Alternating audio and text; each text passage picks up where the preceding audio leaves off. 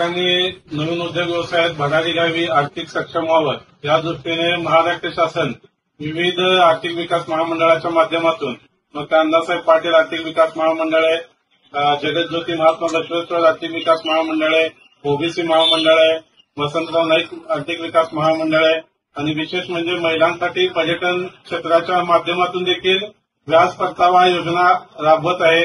15 लाखापर्यंतचं व्याज महाराष्ट्र शासन भरत आहे.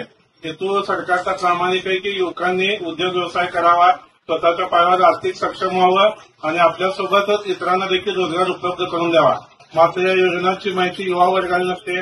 राष्ट्रीयकृत बँका अशा योजनांचा लाभ योग्य युवकांना मिळू देत नाही. कागदपत्रांचा बागुलबुवा उभा करून युवकांना योजनेपासून वंचित केलं जातं. त्यामुळे संभाजी आरमारने शनिवारी म्हणजे 21 जून रोजी सकाळी 10 वाजता डॉक्टर निर्मल कुमार फडकुले सभागृह या ठिकाणी कर्जविषयक मार्गदर्शन शिबिर आणि उद्योजक मेळावा आयोजित केलेला आहे. सोलापूर शहर जिल्ह्यातच नाही तर संपूर्ण महाराष्ट्रभर आर्थिक क्षेत्रामध्ये सहकारी क्षेत्रामध्ये नावाजलेले लोकमंगल सहकारी बँकेच्या आणि संभाजी आरमारच्या संयुक्त विद्यमानाने हा मेळावा होणार आहे. या मेळाव्यामध्ये युवकांना कर्जविषयक मार्गदर्शन केलं जाणार आहे आणि या मेळाव्याच्या माध्यमातून जास्तीत जास्त युवकांना या व्याज परतावा योजनेच्या माध्यमातून कर्ज पुरवठा देखील लोकमंगल बँकेच्या माध्यमातून केला जाणार आहे. दक्षिण सोलापूरचे आमदार लोकमंगल परिवाराचे सर्वेसर्वा आदरणीय सुभाषबापू देशमुख यांच्या मार्गदर्शनाखाली हा मेळावा संपन्न होणार आहे.